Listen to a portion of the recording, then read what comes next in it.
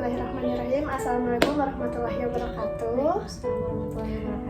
Selamat malam. Perkenalkan, nama saya Arfah Rifetul Qudsi. Saya dari jurusan Bimbingan Konseling Islam semester 6. Apa kabar hari ini? Alhamdulillah baik. Saya senang mendengarnya. Hari ini kita akan lanjut pada sesi bimbingan karir, khususnya membahas kebutuhan sosial dalam dunia kerja. Nah, saya ingin mengenal lebih dalam tentang harapan kamu terhadap lingkungan kerja nanti. Nah, sekarang coba kamu bayangkan seperti apa lingkungan kerja yang menurut kamu ideal. Oke, jadi lingkungan kerja yang menurut saya ideal itu adalah lingkungan kerja yang menjaga stabilitas mental para pekerjanya dan mendorong produktivitas atau pengembangan karir para pekerjanya.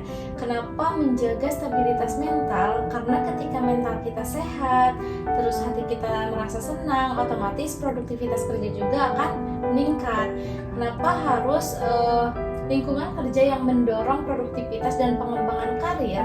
Karena menurut saya di tempat kerja itu bukan hanya tempat kita kerja, tetapi tempat kita mengembangkan skill dan pengembangan diri yang kita bisa gitu. Jadi setelah kita keluar dari tempat kita bekerja sebelumnya, skill yang kita miliki itu harus lebih meningkat daripada skill yang kita miliki sebelumnya. Seperti itu, Bu.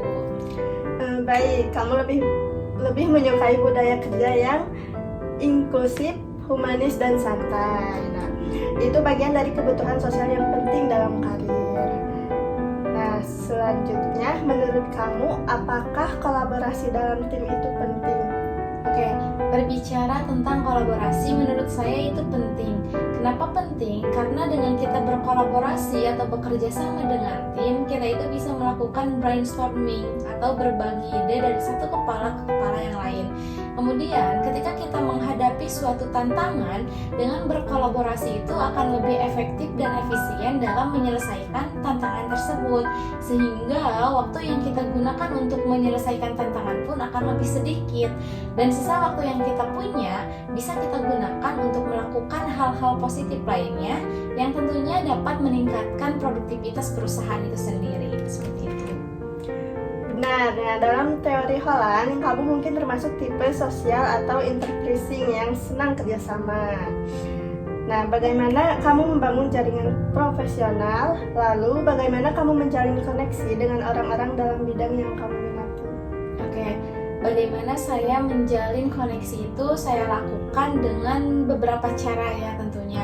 Seperti saat ada pertemuan-pertemuan formal seperti acara seminar, workshop, atau kegiatan kepanitiaan lain, tentunya saya akan memanfaatkan momen-momen tersebut untuk mengenal orang-orang yang memiliki atau yang satu passion dengan saya gitu. Kemudian selain daripada cara itu, saya juga akan menggunakan cara-cara di sosial media seperti di link ID atau di Instagram, memfollow atau mengikuti orang-orang yang memiliki hobi dan minat yang sama dengan saya, sehingga nantinya kita bisa berbagi pengalaman atau berbagi cerita mengenai minat yang kita miliki. Seperti itu. Luar biasa sekali. Nah, itu bagian dari strategi networking yang penting untuk pengembangan karir. Nah, selanjutnya nilai-nilai budaya kerja seperti apa yang kamu cari? Oke, nilai budaya kerja yang saya cari tentunya yang pertama harus memiliki budaya komunikasi yang sehat gitu ya. Nah, budaya komunikasi yang sehat yang saya maksud ini salah satunya gitu memberikan hak kepada semua orang untuk berbicara, untuk menyampaikan saran, untuk menyampaikan kritik tanpa dia merasa takut gitu.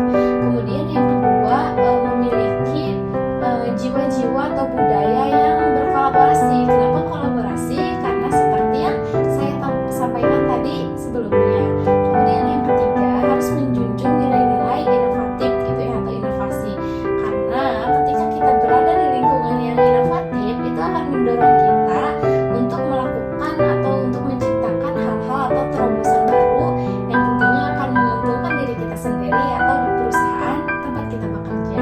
Seperti itu. Oke, itu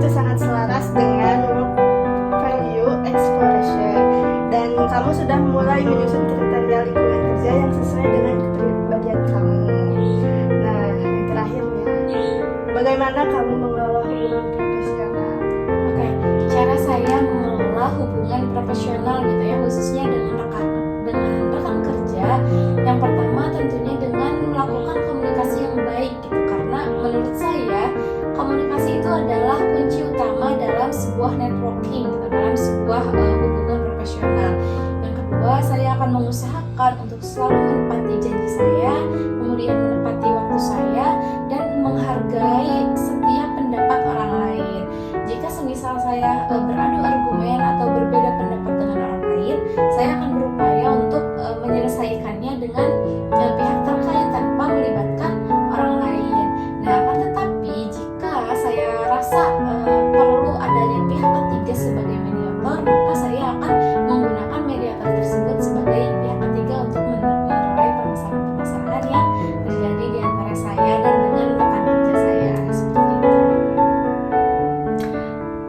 Baik, sikap kamu itu sangat mencerminkan keterampilan interpersonal yang baik. Nah, sangat penting dalam membangun ketahanan karir atau karir resilience.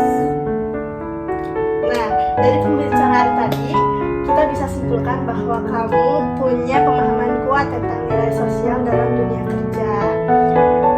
Saya akan bantu kamu menyusun rencana karir dan daftar jaringan profesional. Nanti bisa kita lanjutkan di sesi berikutnya ya.